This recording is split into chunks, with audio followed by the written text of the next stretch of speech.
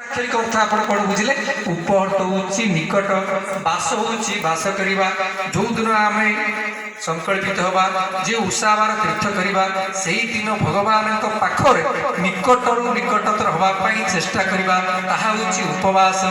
ଉପବାସ ଅର୍ଥ ନୁହେଁ ଯେ ଆମେ ବିଲକୁଲ ନ ଖାଇବା, ସାତ୍ଵିକ ଆହାର ଗ୍ରହଣ କରିବା, ଏ ହେଉଛି ଉପବାସ।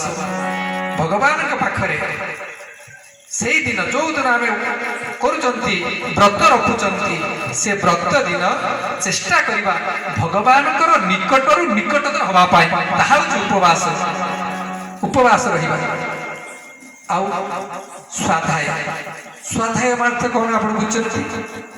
ଯାହା ଅଧ୍ୟୟନ କଲେ ଆମର ମଙ୍ଗଳ ହେବା ସଙ୍ଗେ ସଙ୍ଗେ ସମାଜର ମଙ୍ଗଳ ହେବ, ତାହା ହେଉଛି ସ୍ୱାଧ୍ୟାୟ।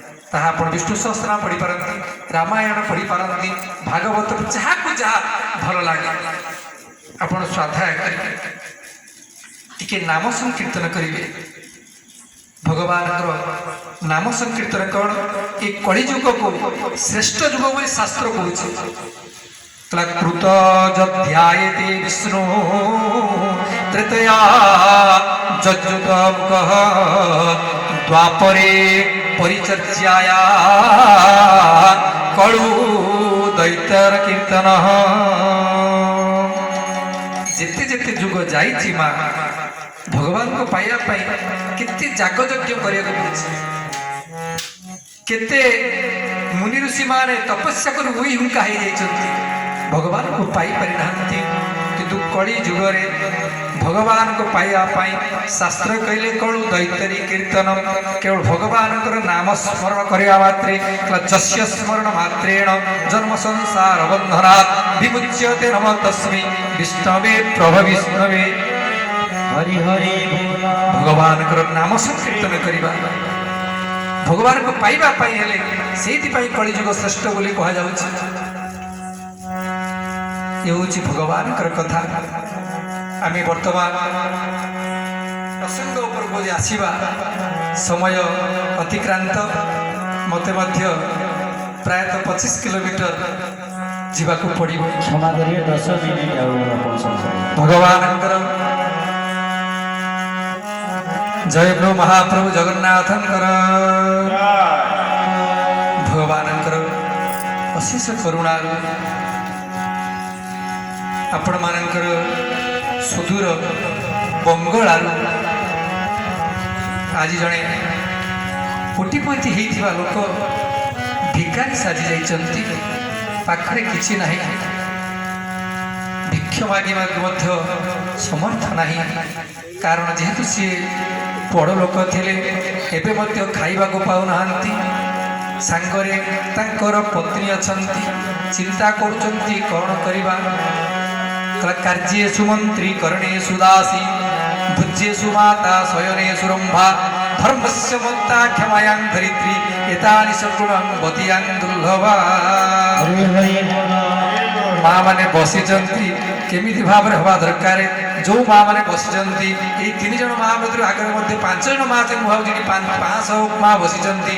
ଆପଣ ଚାଲନ୍ତୁ କିପରି ଭାବରେ ଆପଣ ବାପାଙ୍କ ପାଖରେ ଚଳିବେ। କେମିତି 6ଟା ଗୁଣ ଆପଣ ମନେ ରଖିବେ। 6ଟା ଗୁଣ କ'ଣ? କାର୍ଯ୍ୟେଷୁ ମନ୍ତ୍ରୀ କର୍ଣ୍ଣେଷୁ ଦାସୀ ଭୁଜ୍ୟେଷୁ ମାତା ଶୟନେଷୁ ରମ୍ଭା ଧର୍ମସ୍ୟ ମତ୍ତା କ୍ଷମାୟାଂ ଧରିତ୍ରୀ ଏତାନି ସଦ୍ଗୁଣଂ ବତୀୟାଂ ଦୁର୍ଲଭା। ଜୟ ପ୍ରଭୁ ମହାପ୍ରଭୁ ଜଗନ୍ନାଥଙ୍କର। ମା ମାନେ ଆପଣମାନେ 6ଟା ଗୁଣ ସବୁବେଳେ ମାନିବେ। କେମିତି କ'ଣ ମାନିବେ?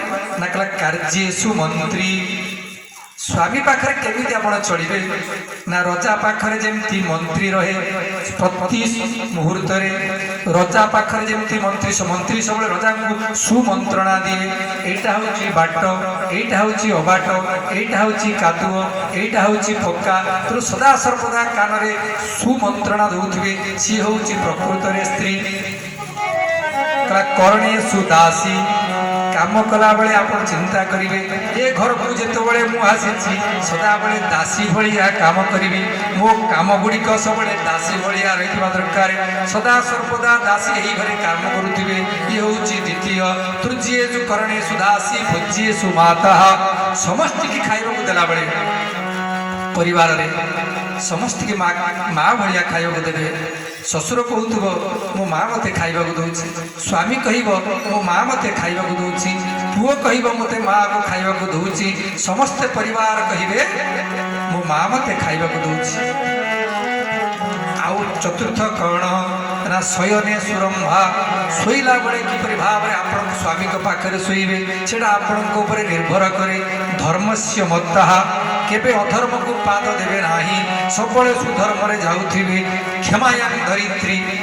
ପୃଥିବୀ କ୍ଷମା ଦେବାର ଅଧିକାର ଯାହାର ଥିବ କହିଲା ସା ଭାର୍ଯ୍ୟା ପ୍ରାଣବଲ୍ଲଭା। ସେଇ ଭାର୍ଯ୍ୟାକୁ ତାର ସ୍ୱାମୀ ନିଜର ଜୀବନ ଅପେକ୍ଷା ଅଧିକ ଭଲ ପାଇବେ। এই ছটা গুণ যদি মা কেবল আপনার মানিবে, যেতে ভাগবত আপনার পড়ন্তু, যেতে যাহা করন্তু, সন্ধ্যাবেলে আপনার ঘন্টা ঘন্টা ধরিকি বাপা বসিথিবে স্বামী বসিথিবে চাইকি রুহ মু ভাগবত পড়ি সারি নাই, ভাগবত পড়ি সারলে তোমাকে চা দেবি। এইটি হচ্ছে মা মঙ্গলা। আউ এই গাঁরে দেবতা অଛନ୍ତି, দেবতা মানে অଛନ୍ତି। দেবতা মানে কোটি রহନ୍ତି মা? কোটি রহନ୍ତି মা? কହୁନାହାନ୍ତି?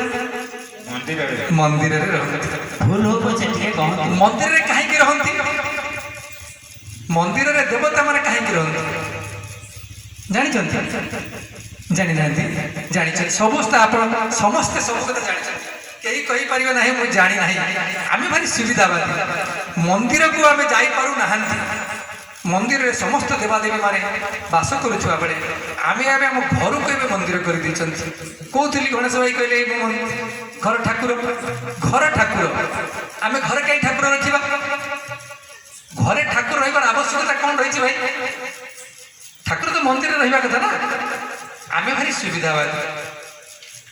ଆମେ ମନ୍ଦିରକୁ ନ ଯାଇ ପାରୁଥିବାରୁ ଠାକୁରଙ୍କୁ ଘରେ ଆଣି ରଖିଛନ୍ତି। ମତେ ସମୟ ନାହିଁ, ମୁଁ ତ ପ୍ଲାଣ୍ଟ ଯିବି କେତେବେଳେ ଠାକୁର ମନ୍ଦିର ଯିବି, ମତେ ସମୟ ନାହିଁ। ଠାକୁରଙ୍କୁ ଡାକି ଆଣିକି ମୁଁ ଘରେ ରଖିଛି। ସତ ନା ମିଛ? ଠାକୁରଙ୍କ କଥାରେ ଆମେ ଚଳୁଛନ୍ତି ନା ଆମ କଥାରେ ଠାକୁର ଚଳୁଛନ୍ତି? ବଢିଆ ସୁନ୍ଦର କଥାଟିଏ ମା। ଠାକୁର ଆମ କଥାରେ ଚଳୁଛନ୍ତି ନା ଆମେ ଠାକୁର କଥାରେ ଚଳୁଛନ୍ତି? କିଏ କହିପାରିବ ମା? କ'ଣ ଆମେ ଠାକୁରଙ୍କ କଥା ଚଳୁଛୁ ନା ନା ଆପଣ ମାନେ ଠାକୁର କଥା ଚଳୁ? ମା ଆପଣ ଉଠୁଛନ୍ତି କେତେଟା ବେଳେ? 3ଟା ବେଳେ ଉଠୁଛନ୍ତି କି 4ଟା ବେଳେ ଉଠିବେ? ଠାକୁର କେତେବେଳେ ଉଠୁଛନ୍ତି? ମୁଁ ନ ଉଠିଲେ ଠାକୁର ଉଠିବେ? ମୁଁ ଆଜି ବା ଯାତ୍ରା ଯାଇଥିଲି ଦାନଗଦି ଯାତ୍ରା, ଶୋଇ ପଡ଼ିଛି। 7ଟା ବେଳେ ଠାକୁର ଶୋଇଥା, ମୁଁ ଉଠିଲେ ତତେ ଖାଇବାକୁ ଦେବି। ଠାକୁର ଆମ କଥାରେ ଚଳୁଛି? ସନ୍ଧ୍ୟା ଗଡ଼ିଗଲା, ମୁଁ ଯାଇଛି ବଜାରକୁ ଖେଳିଲେ ଧୂପ ଦେବି ନା କେତେବେଳେ ଧୂପ ଦେବି? ତ ଠାକୁର ମୋ କଥାରେ ଚାଲିଲା, ମୁଁ ଠାକୁର ଚାଲି ତେଣୁ ଆମ କଥାରେ ଠାକୁର ଚଳୁଛି। ଘରେ ରଖିଛନ୍ତି ଘର ଠାକୁର। ଆମେ ହଉଛୁ ସୁବିଧାବାଦୀ। ମନ୍ଦିରକୁ ଯିବାର ବ୍ୟବସ୍ଥା ଆମର ନଥିବାରୁ ଆମେ ମନ୍ଦିର ଆଣିକି ଠାକୁର ଆଣିକି ଘରେ ରଖିଛନ୍ତି। ଇଏ ହଉଛି ଘର ଠାକୁର। ସେ ଘର ଠାକୁର ପୁଣି 4 ଫୁଟରେ 4 ଫୁଟ, ବେଡରୁମଟା ହଉଛି 12 ଫୁଟରେ 12 ଫୁଟ। ହଉଛି ନା ହଉନି? ଆମ ସମୟ ଅନୁସାରେ ଆମେ ଠାକୁରଙ୍କୁ ପୂଜା କରୁଛେ। ଆମ କଥାରେ ଯାହା ହଉ, ଏଇ ମାଙ୍କ କଥାରେ ଆଜି ରାଘବ ଦାସ ସୁଦୂର ବଙ୍ଗଳାରୁ ଚିନ୍ତା କରୁଛନ୍ତି, ପତ୍ନୀଙ୍କ କଥାରେ ପଡ଼ିଛନ୍ତି। ପତ୍ନୀ ତାଙ୍କୁ ବୁଝଉଛି, ଦେଖ ସ୍ୱାମୀ, ଆମ ଘରେ କାଲି ଥିଲା, କାଲି ଆମେ ବହୁତ ଧନୀ ଥିଲେ, ଆଜି ଆମ ପାଖରେ ଖାଇବାକୁ ନାହିଁ, କିଛି ନାହିଁ ଆମ ଖାଇବା, କ'ଣ କରିବା? ଚିନ୍ତା କରୁଛନ୍ତି, ସୁମନ୍ତ୍ରଣା ଦେଉଛନ୍ତି ପଦ୍ମାବତୀ। ଦେଖ ସ୍ୱାମୀ, କିଞ୍ଚିତ କୌଣସି ମତେ ଆମକୁ ବଞ୍ଚିବାର ଅଛି। ମନେ ପଡ଼ିଗଲା ରାଘବ ଦାସଙ୍କର ସେ କଥା।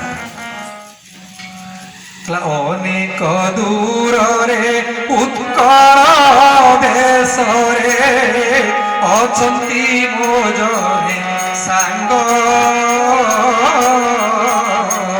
ରାଘବ ଦାସ କହୁଛନ୍ତି, ଉତ୍କଳରେ ମୋର ଜଣେ ସାଙ୍ଗ ଅଛନ୍ତି, ସେଇଠିକି ଚାଲ ଆମେ ଯିବା।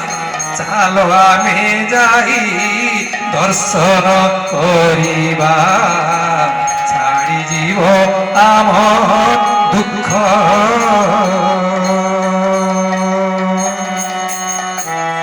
ପତ୍ନୀ କି ବୁଝଉଛନ୍ତି, ଦେଖ ଅନେକ ଦୂର, କାହିଁ ବଙ୍ଗଳା, କାହିଁ ନଦିଆ ନଦୀରୁ କାହିଁ ହେଉଛି ଉତ୍କଳ। ଉତ୍କଳ ଖଣ୍ଡରେ ପୁରୀ ବୋଲି ଏକ ଜାଗା ଅଛି। ମୋର ସେଠି ଜଣେ ସାଙ୍ଗ ବା ମୈତ୍ର ଅଛନ୍ତି। ଆମେ ତାଙ୍କୁ ଦର୍ଶନ କରିବା। ପଥି କହୁଛି କେତେ ବାଟ ନା ଅନେକ ବାଟ, ବହୁତ ବାଟ ଯିବା ପାଇଁ ହୁଏତ 3 ପକ୍ଷ ଲାଗିପାରେ। ପକ୍ଷ କହୁଛି 15 ଦିନ, 3 ପକ୍ଷ 15 ଦିନ 45 ଦିନ ଆମକୁ ଚାଲିବାକୁ ପଡ଼ିବ। କେମିତି ଯିବା, କ'ଣ କରିବା? ତଥାପି ପତ୍ନୀ କହୁଛି ଚାଲ ଯିବା, ଟିକେ ସାଙ୍ଗକୁ ଦେଖି ଆସିବା। ତମେ ଯଦି କହୁଛ ପ୍ରକୃତରେ ସେ ତୁମ ସାଙ୍ଗ, କାଳେ ଆମ ଦୁଃଖ ତୁମ ସାଙ୍ଗ ଶୁଣିବ। ପତ୍ନୀଙ୍କ କଥାରେ ଦୁହାକେ ବାହାରୁଛନ୍ତି। ଆଜି ଯାହା ଥିଲା ଚୁଡ଼ା ଚାଉଳ ସାଙ୍ଗ ଧରିକି ବାହାରୁଛନ୍ତି, ଦର୍ଶନ କରିବେ ସାଙ୍ଗକୁ। ପାଖରେ ସୁନ୍ଦର ପତ୍ନୀ। ରାତି ଏତେ ଦିନ ଯିବୁ, ବାଟରେ ଭଲ ଅଛି ମନ୍ଦ ଅଛି। ଶାସ୍ତ୍ର କହୁଛି ରୂପବତୀ ଭାର୍ଯ୍ୟା ଶତ୍ରୁ। ରୂପବତୀ ଭାର୍ଯ୍ୟା ଶତ୍ରୁ କହିବି ଆଗକୁ କେମିତି ରୂପବତୀ ଭାର୍ଯ୍ୟା ଶତ୍ରୁ। ପୁତ୍ର ଶତ୍ରୁ ଅପଣ୍ଡିତା ସୁନ୍ଦର ଭାବରେ କୁହାଯାଇଛି। ଯାହା ଧୀରେ ଧୀରେ ଧୀରେ ଧୀରେ ଅତିକ୍ରମ କରି ବହୁତ କଷ୍ଟର ସହିତ ଆସିକି ପହଞ୍ଚିଛନ୍ତି କ୍ଷେତ୍ରରେ। କହୁଛନ୍ତି ରତ୍ନାବତୀ ସାଙ୍ଗର ମୈତ୍ର, ମୋତେ କିନ୍ତୁ ବଡ଼ ଡର ଲାଗୁଛି। ତୁ ଜାଣିଛୁ ମୋ ସାଙ୍ଗ ବିଷୟରେ? ମୋ ସାଙ୍ଗ କେମିତି, ଆମ ମୈତ୍ର କେମିତି? ଦେଖିବା ପାଇଁ ତ୍ରିପଣ୍ଡ କଳା, ପୁରା କଳା, ତାରୁଣ୍ୟ ହେଇକି ବସିଛି। ଆଉ ତା ଘରଟି ନା ବିରାଟ ଉଚ୍ଚ। ସେ ଉଚ୍ଚରେ ଗୋଟେ ବିରାଟ ପତାକା ଫର ଫର ହେଉଛି। ପୁରୀର ପ୍ରାନ୍ତ ଦେଶରେ ପହଞ୍ଚିକି ଦେଖାଉଛନ୍ତି ପତ୍ନୀକି, ଦେଖେ ଏଇ ମୋର ସାଙ୍ଗ, ଏଇ ମୋର ମୈତ୍ର। ଏଇ ମୈତ୍ରର ଘରଟା ହେଉଛି ଏତେ ବଡ଼। ଏଇ ବଡ଼ରେ ଗୋଟେ ଗୋଟେ ଫର ଫର ହେଇକି ବାନା ଉଡ଼ୁଛି। ସେ ବାନା ନା ହେଉଛି ପତିତ ପାବନ ବାନା। ପତିତମାନଙ୍କୁ ଉଦ୍ଧାର କରିବା ପାଇଁ ଏ ପତାକା ସରସରେ ଫର ଫର କରୁଛି। ଭଲ ଆନନ୍ଦ କନ୍ଦ ଭଲବା। ତେଣୁ ଆଶ୍ଚର୍ଯ୍ୟ ହେଇଛି, ଏତେ ବଡ଼ ପତାକା ଉଡ଼ୁଛି, ଏତେ ବଡ଼ ସାଙ୍ଗ। ସତରେ କ'ଣ ସେ ସାଙ୍ଗ ପାଖକୁ ଆମେ ଯାଇପାରିବା? ଆଖିରୁ ଧାର ଧାର ଲୁହ ଗଳୁଛି। କହୁଛି ଆଉ ସେତିକି କିଲୋ? ତୁ ଜାଣିଛୁ ମୋ ମୈତ୍ରର ବିରାଟ ଘର ଭିତରେ ଗୋଟେ ବିରାଟ ପାଚେରୀ ଅଛି, ବଡ଼ ପାଚେରୀ। ତାକୁ ମେଘନାଦ ପାଚେରୀ କହନ୍ତି। ଏ ମେଘନାଦ ପାଚେରୀକି ଡେଇଁକି ଯିବାକୁ ପଡ଼ିବ। ଖାଲି ଡେଇଁକି ଯିବାକୁ ପଡ଼ିବ ନାହିଁ, ଏ ମେଘନାଦ ପାଚେରୀ ଭିତରେ 4ଟି ଦ୍ୱାର ଅଛି। ସିଏ ମୋ ମୈତ୍ରର 4ଟି ଦ୍ୱାର। ଏ 4ଟି ଦ୍ୱାର ହେଉଛି କି ଦ୍ୱାର? ଟିକେ ଶୁଣୁଥା। ସ୍ତ୍ରୀକି ସେ ଗୋଟିଏ ଗୋଟି କରି ବୁଝଉଛି। ଗୋଟି ଗୋଟି ସ୍ତ୍ରୀ ତାର କାନ ଦେଇକି ଶୁଣୁଛି। ପ୍ରଥମ ଦ୍ୱାର ହେଉଛି ମୁଖ୍ୟ ଦ୍ୱାର, ଧର୍ମ ଅର୍ଥ କାମ ମୁଖ୍ୟ। ଏଇ 4 ପ୍ରକାର ଦ୍ୱାର ହେଉଛି ମୋ ମୈତ୍ରର। ଗୋଟେ ହେଉଛି ବ୍ୟାଘ୍ର ଦ୍ୱାର, ଗୋଟିଏ ହେଉଛି ଅଶ୍ୱ ଦ୍ୱାର, ଆଉ ଗୋଟେ ହେଉଛି ହସ୍ତି ଦ୍ୱାର, ଅନ୍ୟଟି ହେଉଛି ଅଶ୍ୱ ଦ୍ୱାର। ମୋ ସାଙ୍ଗ ଘରକୁ ଗଲାକୁ ପରେ 4ଟି ଦ୍ୱାର ଦେଇକି ଯିବାକୁ ପଡ଼ିବ। 4ଟି ଦ୍ୱାର ଦେଇ ସାରିଲା ପରେ ଗୋଟେ 22 ପାହାଚ ପଡ଼ିବ। ହେଲା ନିନ୍ଦ୍ରା, ଭଦ୍ରା, ଚନ୍ଦ୍ରା, ରତ୍ନା, ଏହିପରି 22ଟି ପାହାଚ ଅତିକ୍ରମ କରି ପଡ଼ିବ।